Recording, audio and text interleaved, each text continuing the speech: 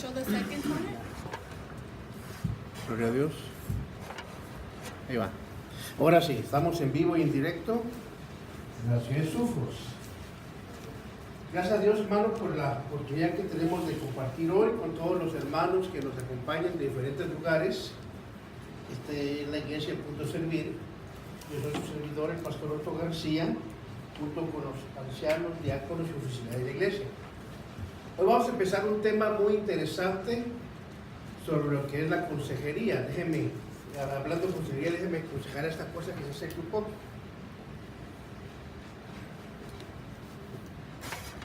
Para que se haga más cerca.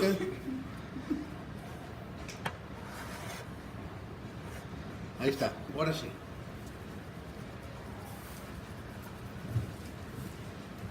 Gloria a Dios, hermano. Uno de los temas más importantes que podemos dar de estudio para el pueblo del Señor es mismo, la consejería. Hemos enseñado lo que es escatología, lo que son libros de la iglesia, la historia de la iglesia y otros temas de que son sumamente importantes.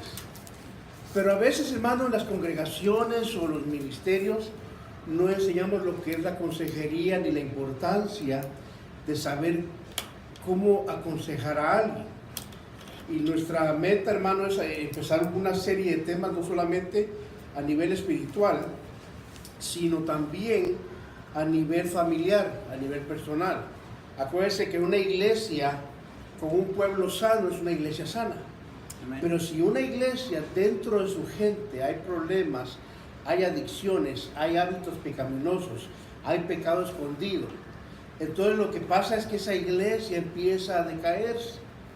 Y eso es uno de los principios bíblicos.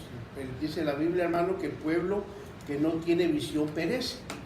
Entonces la consejería Dios la dejó como una herramienta muy importante para que pudiéramos nosotros, hermano, a compartir de lo que Dios nos ha dado. Quiero, hermano, para empezar esta noche, quiero que abra su Biblia en la carta o la epístola de Santiago. La epístola de Santiago,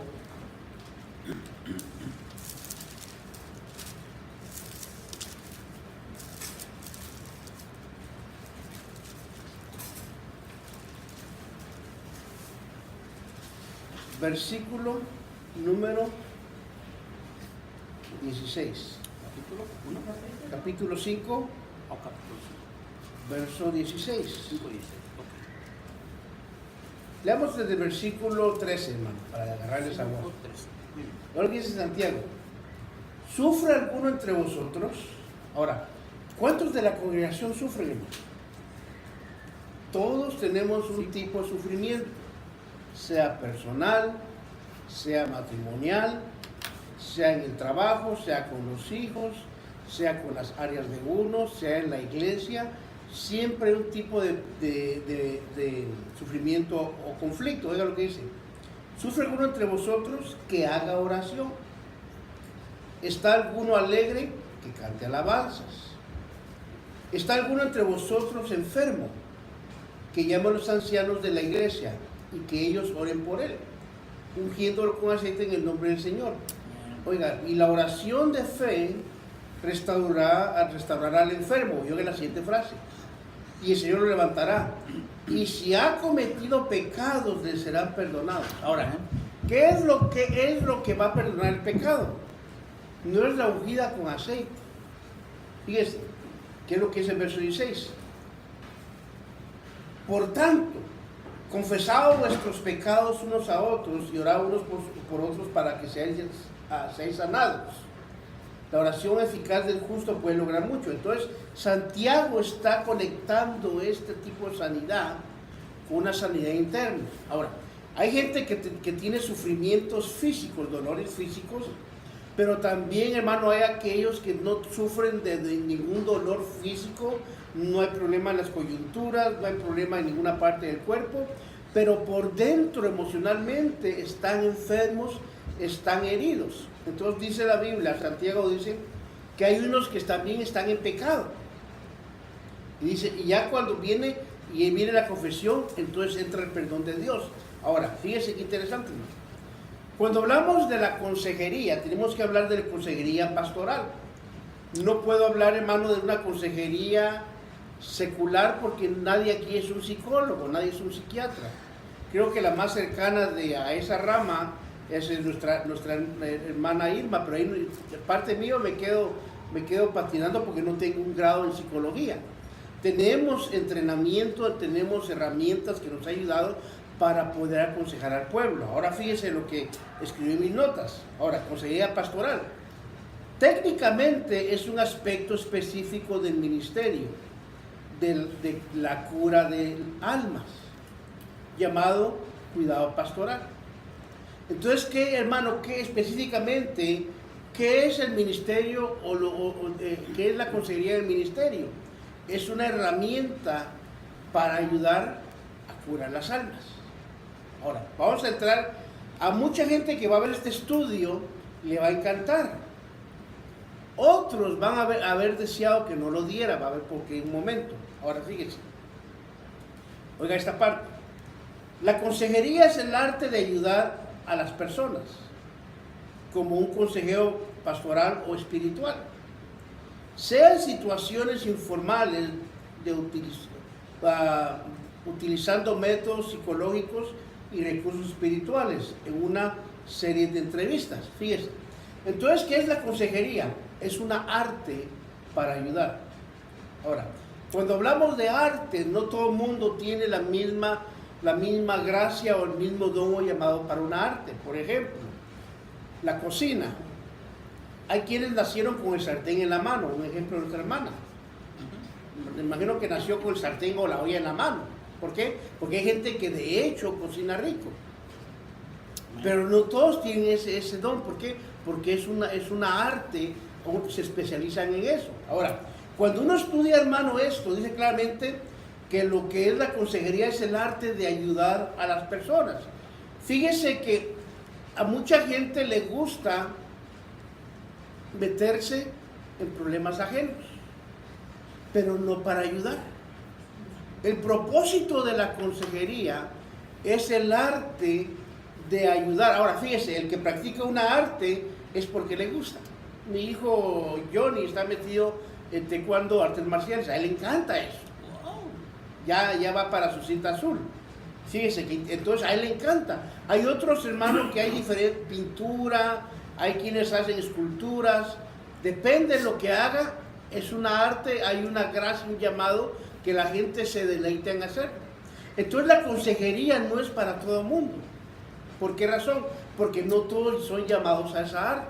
Ahora, fíjese qué interesante, dice que es un arte de ayudar a personas como un consejero pastoral o espiritual. Quiere decir, hermano, que nosotros como iglesia, nuestro punto de ayuda no es psiquiátrico, no es un nivel psicológico, aunque se tocan esos puntos ahí. ¿Por qué? Porque estamos tocando los sentimientos, el raciocinio de la persona. Entonces automáticamente nos centramos al área de la psicología, aunque no seamos psicólogos. Pero fíjese, entonces eso es el arte de ayudar a personas como un consejero espiritual, sea en situaciones informales, utilizando métodos psicológicos y recursos espirituales. Oiga la siguiente frase. En una serie de entrevistas. Ahora, ¿qué es una entrevista? ¿Ha visto cuando entrevistan a una persona que quieren reportar algo? ¿Qué es lo único que hace el reportero? Hace una pregunta y la otra persona, hombre o mujer, empieza a dar detalles. ¿Para qué? Para que haya una información de lo que quieren averiguar. Entonces la consejería, oiga esto, más que uno hablar, es el arte de escuchar. Entonces el que va a dar una consejería, lo primero que tiene que entender es que lo que va a ser una serie de entrevistas. ¿Por qué es una serie? Porque una consejería a veces se arregla con una sesión, pero hay gente que necesita más de una. ¿Por qué razón? Porque está entrevistando, es una serie. ¿Qué es lo que va a pasar? Usted va a entrevistar a la persona, usted quiere saber ¿qué es el problema de la persona? Ahora, vamos a tener un momento en algo bien interesante. ¿Por qué digo, hermano, que no es para todos? Porque cuando hablamos de la consejería, es una rama muy, muy linda que Dios dejó, pero también se ha abusado dentro de las congregaciones. Ahora, quiero que entienda algo, hermano. Si usted y yo pensamos en hacer consejería a la congregación, tenemos que entender que no solamente es un privilegio que Dios nos da a nosotros como miembros de una iglesia, o de una congregación, o de un grupo de personas.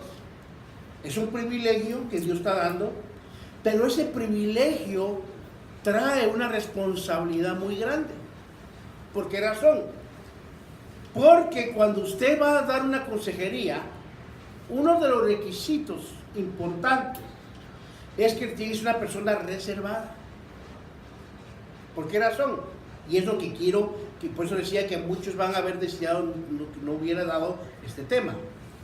¿Sabe que los que viven en los países de Latinoamérica, bendiciones, tienen suerte? Pero los que viven en Estados Unidos, aquí hay una ley que se llama HIPAA, H-I-P-P-A. Esa ley es una ley de privacidad que protege la privacidad de las personas. Se utiliza en la medicina, el área de psicología, y aún dentro de los ministerios, de los ministros, de lo que es el clero, se aplica la misma ley. Quiero que entienda esto. Fíjese que aquí en Estados Unidos mucha gente no sabe, gracias amor, mucha gente no sabe que si yo como ministro, como una persona, un consejero espiritual, viene una oveja, una persona y me confía algo de ellos, oiga lo que voy a decir, yo escucho lo que me está diciendo. Si por alguna razón yo le comparto esa privacidad a alguien y eso llega a salir a oídos de la congregación, oiga, delante de la ley, esa persona tiene todo el derecho legal de demandarme no solo a mí, sino a la congregación. Ahí es donde entramos en peligro para aquellos hermanos que no conocen las leyes de privacidad. Por eso la consejería, hermano, que es para todos los líderes, no todos los líderes tienen ese llamado. ¿Por qué razón? Porque al momento que usted da una consejería, usted está representando una congregación. Déjeme contarle un caso que hubo en California. Ahora, fíjese que en California, cuando estábamos con el Ministerio Americano, el pastor con el que estábamos, ahorita está en Virginia, él, un siervo amado, había un hermano que era sargento de la policía, ¿verdad? Habíamos 3 pastores, uno de ellos era sargento de policía en Los Ángeles. Ahora está encargado de todas las prisiones. Pues cuando entramos en estos temas, el hermano nos contó un caso muy importante que hubo en esa área de California. Fíjese qué tan tremendo es esto. Y nos contaba, hermano, un caso reciente que había ocurrido y no se me olvida a mí. En una iglesia había un joven que era mayor de 18 años. Póngale 19, 20, no sé la edad exacta. Pero empezó a hacerse novio de una jovencita de 16 años. Y cuando el Señor toda la iglesia le celebró, nadie le dijo, no, ¿sabe qué? No lo haga. Pues para la sorpresa de la congregación, la jovencita paró embarazada por este joven. Y este joven creo que era un músico de la iglesia. Cuando el papá, que no iba a la iglesia, se enteró del caso, ¿sabe qué hizo? Le metió una demanda a la iglesia y ganó. Porque el deber del pastor era parar esa relación. Quiero que entiendan, ojalá que los que me estén viendo entiendan esto. La juventud en una congregación son jóvenes menores de 18 años. Cuando cumplen 18 ya no son jóvenes, porque ya cumplieron la mayoría de edad. Si un joven de 18 anda de novio con una chamaquita menor de 18 años y pasa algo, la ley viene sobre él. Ahí es donde entra estos consejos. ¿Por qué razón? Porque hay muchas congregaciones que no conocen esas leyes. Si los pastores supieran el peligro que tienen de que sus jóvenes, jovencitas o jóvenes menores de edad anden con alguien mayor, hermanos, están jugando con fuego. Porque si pasa algo, la gente, los padres de esos jóvenes, tienen todo el derecho de demandar una congregación y a un pastor. Eso, ¿cuántos sabían eso? Sin embargo, esa es la ley. Por esa razón, hermano, estamos dando esos temas. ¿Por qué razón? Porque hay mucha gente, hermano, que ha sido dañada por un ministro, por un oficial de una congregación. Y si esa gente supiera que tienen todo el derecho de ir a corte y demandar a las iglesias, créame, hermano, todo el mundo andaría con mucho cuidado. ¿Por qué no pasa? Porque tristemente el pueblo hispano no conoce estas leyes. Entonces, cuando hablamos, hermano, de la consejería, le vuelvo a repetir, si usted va a aconsejar a alguien y usted habla de lo que le fue dicho y la persona se entera, tiene todo el derecho de mandarlo y ¿sabe qué? Gana en corte. Le gana. Por eso decía, mucha gente que va a decir, ¿por qué dio esto a este hombre? Porque es necesario que los creyentes sepamos las leyes. No es solo decir, voy a dar una plática, fulano, y al rato le cuento a todo el mundo. No, hermano, puede haber un problema legal ahí. Por eso que estos estudios los voy a poner hasta el final, porque es una espada de dos filos. Pero fíjense, sigamos adelante. Entonces, ¿ya entendió eso? Entonces la consejería es una serie de entrevistas, pero deben ser entrevistas privadas. No es público. Ahora quiero que entienda, hermano, por qué es importante la privacidad. ¿Sabe usted qué tan difícil es uno reconocer un área? ¿A cuántos de ustedes les gusta que la gente sepa los malos pensamientos que tiene? Nadie. ¿A cuántos de ustedes, hermanos, cuántos nos gusta que la gente sepa nuestro pecado oculto? Es difícil, hermano, luchar uno con ello. Entonces, para que alguien tenga el coraje, la valentía de abrirse y contarle a un ministro, a un anciano, a una persona delegada, los problemas que tiene. Fíjese, le fue difícil abrirse para que la persona lo riegue. ¿Qué pasa? Va a quedar más dañada de que cuando entró ahí. Por eso quiero que entienda la importancia de lo que es la consejería. Ahora, fíjese, sigamos adelante. Fíjese. En el uso popular, sin embargo, cuando usted lea CP, es sinónimo de cuidado pastoral. Cada vez que vea CP en el estudio, significa cuidado pastoral. Esto se refiere a la relación entre pastor y aquellas personas de su rebaño o de la comunidad que recurren a él en busca de ayuda espiritual. Quiere decir, hermano, que la gente de la iglesia lo ve a uno y lo primero que entienden es él es un pastor. Quiere decir que tiene una ética que va a proteger mis intimidades. Por eso le repito, el ser pastor no es solamente si voy a una iglesia y me pongo a predicar, no. Se necesita tener un estudio, una preparación, una capacitación. ¿Por qué? Porque vamos a tratar con seres humanos. Entonces la gente de la comunidad cristiana, cuando ve al pastor, ellos en su mente están, hermano, automáticamente viendo a la persona como un símbolo de autoridad, como un símbolo de ayuda. Entonces, por eso es importante que uno como ministro no comparta lo que oyó de alguien. Fíjese, aquí voy a para 3 años. ¿Cuándo ha escuchado usted que yo saque algo privado de las ovejas y lo comparta? No hay nadie. ¿Por qué? Porque yo entiendo la importancia de la privacidad. Yo sé que con una oveja que yo defraude, se decepciona todo el rebaño. Y aquí, en esta ciudad, Dios me guarde, olvídese, hermano. En serio. Ahora, fíjense, sigamos adelante. Entonces, ahora, fíjense en el diccionario Webster, el significado de consejerías es guianza profesional del individuo al utilizar métodos psicológicos, especialmente colectando datos en caso de historia. Fíjese qué interesante. Voy a repetirlo. Guianza profesional del individuo al utilizar métodos psicológicos, especialmente colectando datos en caso de historia. Usando varias técnicas de entrevistas personales y haciendo pruebas de intereses y aptitudes. Otra vez, el diccionario dice que la consejería es una serie de entrevistas. Y no solo eso, sino que también hace pruebas de interés y aptitudes.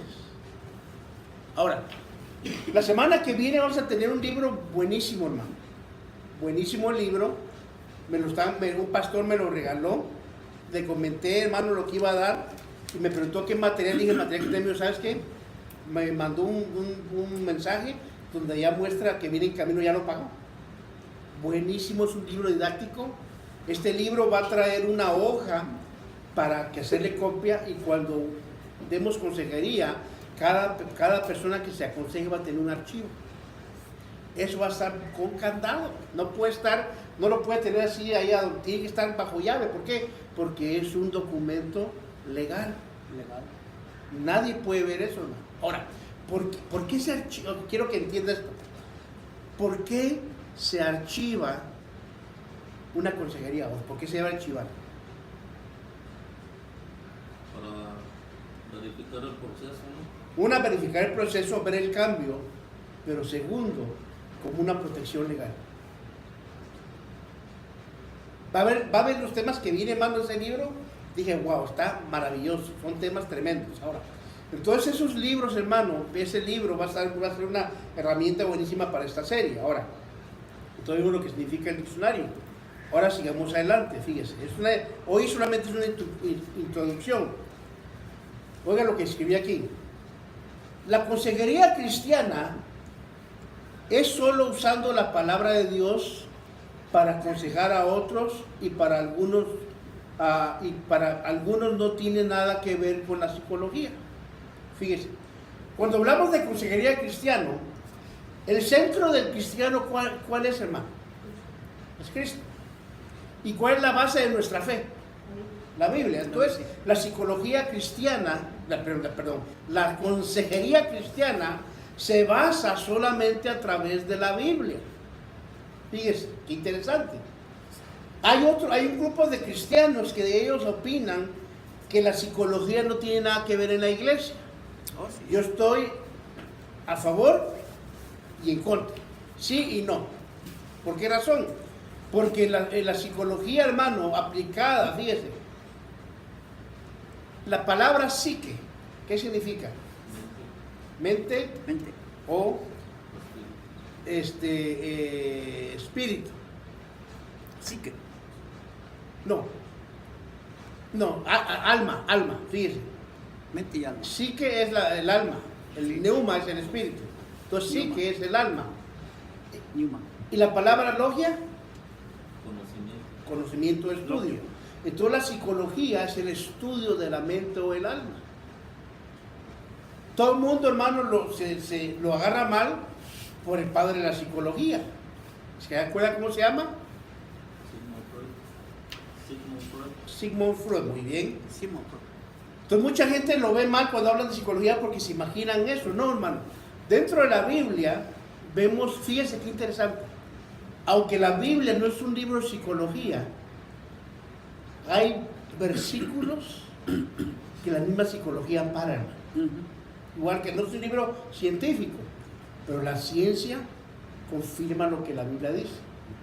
No es un libro de historia, pero la historia confirma la Biblia. Igual, entonces no es un libro de psicología, pero hay mucha información que nos enseña, hermano, cómo corregir la mente y lo que es el alma de la persona. Oiga, fíjense, sigamos adelante. Entonces, para algunos no tiene nada que ver con la psicología. Ahora, consejería bíblica es usada, fíjese, para enseñar, número uno, alentar y reprender. ¿Les suena familiar eso? ¿Qué le dijo Pablo a Timoteo?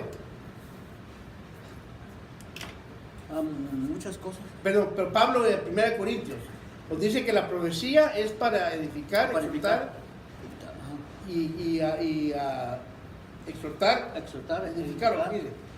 Y sirve de guía para ayudarnos con asuntos de la vida diaria. Entonces, cuando usamos, hermano, la consejería cristiana, toda nuestra base, nuestro fundamento va a estar en la Biblia. ¿Por qué razón? Porque si nos basamos, hermano, a las técnicas del mundo, el mundo está torcido en muchas cosas. Súper. Entonces nosotros tenemos que basar nuestra guía, nuestra enseñanza, conforme a los estatutos bíblicos. Ahora, fíjese.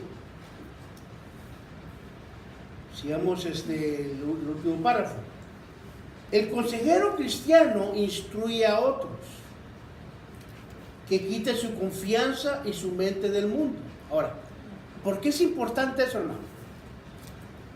Que la primera parte de la consejería cristiana es que la persona quite su mente y su confianza del mundo. ¿Por qué razón? Porque hay gente, hermano, que está tan arraigada a lo secular que cuando Dios quiere hacer algo es difícil. ¿Por qué? Porque entra la duda, viene la lucha física contra lo espiritual. Ahora oiga esto. Quiten su confianza y su mente del mundo y la pongan en Cristo. Las escrituras continuamente nos dicen de que renovemos nuestra mente. Ahora, ¿qué es lo que la Biblia aconseja? Que hagamos ¿qué? Renovemos la mente. ¿Por qué razón? Todo pecado, toda adicción, toda lucha, todo lo que batallamos, su origen está en nuestra mente. Si yo veo, hermano, que estoy tropezando con un área continuamente, es porque le dejo que ese pensamiento se anide en mi mente. ¿Está entendiendo? Cuando uno entiende ese concepto, todas las luchas del creyente empiezan en la mente. Por eso Pablo dice en Romanos capítulo 12, acompáñeme a Romanos capítulo 12, un versículo muy conocido. Pablo dice esto: por consiguiente, hermanos, os ruego por las misericordias de Dios que presentéis vuestros cuerpos como sacrificio vivo y santo, aceptable a Dios, que es vuestro culto racional. Ahora haga esto. Verso 2. Y no os adaptéis a este mundo, oigan, sino transformaos mediante la renovación de vuestra mente. Fíjense lo que dice la Biblia. Número 1, ¿qué es adaptarse al mundo?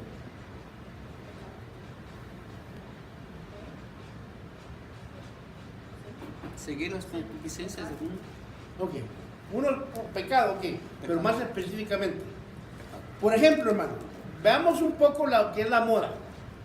Aquí no se ve tanto. En California traen el pantalón casi a las rodillas, los hombres. Es la moda de ellos. Imagínense. Y de repente, hermano, uno ve cristianos. Oye, ¿tú y eso? ¿Por qué? Porque están ellos adaptando al mundo. Qué interesante. Otro ejemplo, los famosos piercing o aretes. Yo me acuerdo, si mi esposa se acuerda, de una iglesia en Harrington Park que me invitaba a predicar continuamente. No digo el nombre, pues sé que alguna vez esté viendo. Y había un joven en la batería, y de repente, hermano, llego y lo veo con un arete en medio, parecía toro en la nariz, así un aretote aquí. Tenía uno acá, y tenía dos en cada oído. Y en la ceja también. Wow. Y lo veo, digo, santo, era el que tocaba la batería. Y lo sentaron. Digo, oye, ¿qué te pasó? Le digo, ¿y eso? Me dijo en inglés, a fashion statement. Wow. Que en español sería Estableciendo la moda. sería, sí, que quería él establecer una moda. Una moda. Ahora, entonces le pregunté, ¿y cuál es la moda? Entonces le dije, ¿sabes qué? No te quiero echar tierra, pero créeme, te vas a arrepentir porque esa moda va a pasar. Pasaron como unos 10 meses y de repente llego, regreso a predicar en esa iglesia, está en la batería, sin los aretes. Digo, oye, ¿qué pasó? Ah, me aburrí. Pero ya te perforaste todo, ¿le? ¿Ya? Se perforó. Para unos el adaptarse, hermano, son los aretes. Ujú. Para otros el vicio. Se adaptan, hermano. ¿Qué pasa? Nos adaptamos. Porque, hermano, oiga, ¿por qué nos adaptamos? Quiero que entienda porque dice la Biblia, no os adaptéis al mundo.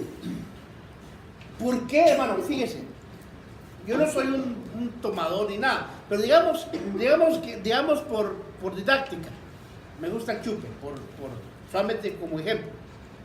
Y de repente llegan los cuates, ¡hey! ¿Cómo estás? Mira, te trajimos una. Y yo sé que es mal, pero ¿qué voy a hacer? Si no lo hago, voy a quedar mal con ellos, van a hablar de mí, ¿o qué pasa? Nomás uno. Salud. A salud y a salud. Oiga, ¿qué pasó? Me adapté. Exacto. Entonces, esa adaptación hace que en lugar de que mi mente se libere, se esclavice de lo que Dios me libró. Amén. Entonces la Biblia, fíjense, la Biblia es un libro lleno de consejos. Pablo dice claramente, no os adaptéis a este mundo, sino transformaos mediante la renovación de vuestra mente. Entonces, hermano, ¿qué es la renovación de la mente? Fíjese qué interesante. Cuando hablamos, hermano, la palabra renovación de la mente en el griego se conoce como metanoia. Metanoia. Metanoia. Metanoia. ¿Qué es metanoia? En griego es un cambio de mentalidad. En otras palabras, yo no puedo servir a Dios con la mente del mundo. Para que yo no me adapte, primero, hermano, oiga, fíjese, ¿por qué la gente se adapta? Porque no ha cambiado su mentalidad. Quiere decir que cuando los amigos, fíjese, hermano, quiero que entienda esto. Yo tengo que adaptarme, tengo que cambiar mi mente antes que la tentación llegue. Si mi mente no está transformada, al momento que llega el compadre, que llega el amigo, que llega toda la mara, como es en mi país, si mi mente, hermano, no está renovada, ¿qué voy a hacer? Se va a adaptar al Me mundo. voy a adaptar y voy a parar en lo mismo. Ujú. Ahora, fíjese, es una mente no transformada. Cuando la mente se transforma y veo venir al grupito o al compadre, ¿qué es lo que la mente ya transformada me va a decir? Cierra la puerta, no entres. Cierra la puerta, corre. Dile que no mentir, ¿verdad? ¿Sabes qué, compadrito? Hoy no puedo, estoy muy ocupado, me va a disculpar, no puedo atender. No oigo, soy de pago. No No oigo, no oigo, oigo. me sale. ¿Por qué? Porque ya la mente está preparada Preparadamente. antes de que la situación llegue. Llegue. Entonces, por eso dice Pablo, transfórmense la mente. ¿Por qué? Porque si no hay una mente transformada, van a adaptarse a aquello que nos estorba. Por eso es importante cuando estamos en la consejería, número uno, ¿qué es lo que hacemos en la consejería? Enseñarle a la persona a transformar su mente a través del Espíritu Santo y de la palabra de Dios. Yo puedo transformar mi mente sin la Biblia. Hay gente, hermano, yo me admiro de que hay gente inconversa que logra cambiar sin la Biblia. ¿Por qué? Porque Dios al humano le dejó esa capacidad. El que quiere cambiar va a cambiar. El problema, hermano, es que a veces no queremos cambiar. Ahora, entonces, terminemos este pasaje. Para que verifiquéis cuál es la voluntad de Dios, lo que es bueno, aceptable y perfecto. Fíjese, hermano, cuando la mente ya está transformada, ya entiendo cuál es la voluntad de Dios. Amén. Si a usted le dice, mira, te traje aquel brandy que te gusta, ahí está. ¿Qué dice la mente? No. Que no está transformada. Ujú. ¿En serio? Ah, sí. Será. Muchas gracias. Muchas gracias. Salud. No había ninguna Oiga, transformación. pero la mente transformada, primero, entiende la voluntad de Dios. Amén. Fíjense qué interesante. Quiere decir que cuando mi mente se transforma, yo ya entiendo la voluntad de Dios. Y sé que lo que me están ofreciendo va en contra de esa voluntad. Entonces mi mente va a decirme, hey, ¿sabes qué? No. Si voy a escoger en quedar mal con la gente o con Dios, 1000 veces quedo mal con la gente, hermano. ¿Por qué? Porque la gente no me ayuda con ser tirado. No. Sin embargo, dice, número 1, la mente ya renovada ya sabe verificar cuál es la voluntad de Dios. Oiga esto. Sabe lo que es bueno. Oiga, si sabe lo que es bueno, es porque ya sabe lo que es malo. Así es. Está como que usted salga afuera y vea y diga usted, ay, mira qué lindo gatito, ven gato. Y tiene una gran mancha blanca arriba de la espalda. Una gran mancha. ¿Qué es lo que le está diciendo su mente? No es gato. Parece, pero no es. Parece gato, pero no es gato. Pero alguien que nunca ha visto un zorrillo, mami, voy a agarrar al gato. Agárralo, mijo. ¿Por qué? Porque la mente no está renovada. Entonces el secreto en la victoria en Dios es renovar la mente. ¿Por qué? Porque número 1 va a conocer la voluntad de Dios. Segundo, va a saber lo que es bueno. Lo bueno para muchos es dar la vuelta y vamos. Oiga esto. Lo que es bueno, lo que es aceptable. Señor, ¿qué es lo aceptable para ti? Qué interesante. Y por último, lo que es perfecto. Perfecto. Pero eso se entiende cuando la mente está ya transformada. Entonces, la meta de la consejería es ayudar a la gente que entienda la importancia de transformar su mente. Ahora, déjenme cerrar la Biblia. Cuando la persona no ha entendido el concepto, hermano, de la mente transformada, ¿qué es lo que la persona mira? Los conflictos. Hoy estuve hablando con una compañera americana que es cristiana, y yo sé que ella está teniendo luchas con su personalidad. Uno es que no habla español y no sabe usted quién es. Y empecé a platicar y le dije, ¿cómo estás? Le dije, ¿sabes qué? Llega a la iglesia, necesitas. Y empezó a llorar ahí en medio de la cafetería y me dice, ¿sabes qué? Necesito quitarme todo esto. Y unos minutos le tuve que dar un poco de aliento. Y le digo, ¿sabes qué? Eres especial para Dios. Tienes una familia, tienes la iglesia. ¿Quieres hablar? Está mi esposa, estoy hoy, llega a convivir con nosotros. ¿Por qué? Porque esa es parte de la consejería. ¿Amén? Amén. ¿Alguna pregunta? Sobre la privacidad de equipo. Ok, la privacidad de equipa, dice mi esposa. Ok. La importancia de tener un récord de la consejería, de lo que se habló, está bien, siempre y cuando la otra persona también no comente nada Sí. fuera con otra persona. Ok. Porque qué tal si viene y comenta, se da consejería contigo, pero viene esa misma persona, lo mismo que te platicó a ti, se lo cuenta a otra persona. Ok, ahí voy. Entonces ya allí la organización o el personal aconsejando no se puede hacer responsable. Ok, bueno, lo que para los que no oyen. Dice mi esposa que cuando entramos a la ley de HIPAA, lo que es la consejería, uno puede hacer un archivo, tener la privacidad, y tener todo, tener una ética y no compartir. Pero dice, ¿qué pasa con la persona que pidió la consejería? Que no solamente le dijo a uno, sino que va a ir con otra persona a hablar. Ahora, fíjense. Yo he tenido casos que he dado consejos, y pasa lo que dice mi esposa.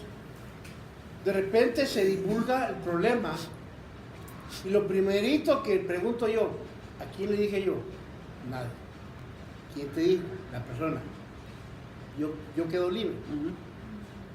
¿Me entiendes? Ya si la persona quiere contar, el problema, la importancia es que no salga de los consejeros. ¿Me entiendes? La gente lo va a decir, que lo diga. Pero entonces en el mismo archivo se pone una nota. La persona comunicó a fulano, mengano, sutano, lo que se habló en la consejería, entonces lo anotas tú y ya queda uno libre, porque se va a saber que no fue uno, sino fue la persona que habló. Ahí en el hospital me pasa seguido porque llega gente a traducir a las personas que no hablan inglés. Y le explica a la persona enfrente de mí y enfrente de la enfermera que habla solamente inglés, claro, ¿verdad? Yo soy la que está en español. Dice, todo lo que va a decir aquí es confidencial. Si algo llega a saber de lo que se habló aquí afuera, no es mi problema. En ese momento, mira, patitas para afuera. Porque si algo llega a saberse y solamente era yo la que estaba ahí, a mí me va a echar muerto. Sí. Entonces mejor yo, antes de que empiece con lo que ya no es básico, me salgo. Ya. Bueno, para los que no están oyendo, pues tengo que estar yo traduciendo, ¿no? Dice mi esposa que en el hospital trabaja ella. Cuando llegan gente de habla hispana que no hablan inglés y llega la traductora, dice al frente de mi esposa, lo que se va a hablar aquí es confidencial. Si algo sale afuera, no soy responsable, mi esposa automáticamente se sale. ¿Por qué? Porque ya no quiere que le dejen la culpa a ella. Entonces, hermano, ¿están entendiendo lo que es la consejería? Toda la semana que viene vamos a empezar con el primer capítulo. ¿Okay? Muy importante, se van a tocar temas muy importantes, hermano. Lo único que le pido es que por favor le ore al Señor para que estas pláticas son para que nosotros estemos capacitados. Que entendamos por qué la Biblia dice que hay que confesar lo que uno tiene. Ahora, fíjense, le voy a contar algo personal en lo mío. Yo por años tuve un rencor con una persona de nuestra familia. Yo sabía, hermano, que eso me estaba estorbando, me dañaba, pero yo no quería hablar. Hasta que al fin se dio para hablar con esa persona, hermano. Mire, la persona quedó libre y yo quedé libre. ¿Por qué? Porque cuando uno guarda, mira, para terminar ya, acompáñenme al Salmo 32, un ejemplo muy clásico, hermano. Salmo capítulo 32. David nos relata algo que aconteció en la vida de él, que quedó escrito como historia y como enseñanza para nosotros. Fíjese, hermano. El Salmo 32, versículo 1. Oiga lo que dice. Cuán bienaventurado es aquel cuya transgresión es perdonada, cuyo pecado es cubierto. Cuán bienaventurado es el hombre a quien el Señor no culpa de iniquidad y en cuyo espíritu no hay engaño. Oiga verso 3. Mientras callé en mi pecado, mi cuerpo se consumió con mi gemir durante todo el día. Porque día y noche tu mano pesaba sobre mí. Mi vitalidad se desvanecía con el calor del verano. Oiga eso. Te manifesté mi pecado, hablándole a Dios. Te manifesté mi pecado y no encubrí mi iniquidad. Dije, confesaré mis transgresiones al Señor y tú perdonaste la culpa de mi pecado. ¿Qué hizo David? Que mientras el pecado está callado en uno, el pecado nos consume. Y a veces el pecado se puede manifestar en una forma física. Oiga, interesante, hermano. Entonces David decía claramente, en este capítulo fue escrito después de que el profeta Natán llegó con David cuando él pecó con Betsabé. Él lo fue a confrontar y este versículo fue escrito después de la confrontación. ¿Qué es lo que es la consejería, hermano? La consejería nos ayuda a libertarnos de ese peso que traemos dentro de nosotros. Cuando uno saca, hermano, lo que hay, eso, hermano, nos hace libres. Amén. Amén. ¿Alguna otra duda, pregunta? Gina, Chepe. ¿Qué significa la palabra escatología? ¿Cuál? Escatología. Ok, ¿qué son escalones? Cuando subes. Escatología. Es el orden, el estudio del orden de acontecimientos proféticos. Esa es la escatología. Entonces la escatología tiene que ver con lo que es lo profético, pero nos enseña exactamente qué viene primero, qué viene después. ¿Qué significa Selah? ¿Ah? El Selah. Selah es una nota de los salmos. Es un silencio. Ahí te dice, mija, ahí si te das cuenta hay una letra ahí, y que es una pausa.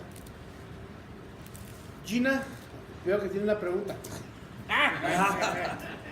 ¿No hay nada más?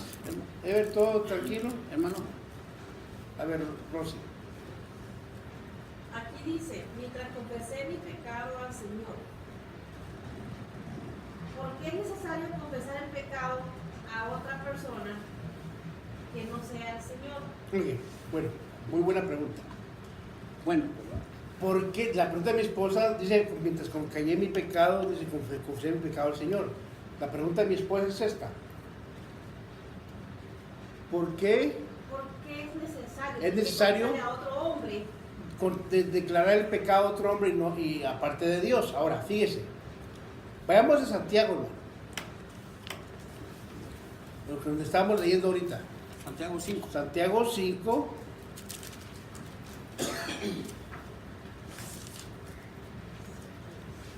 Fíjese qué interesante.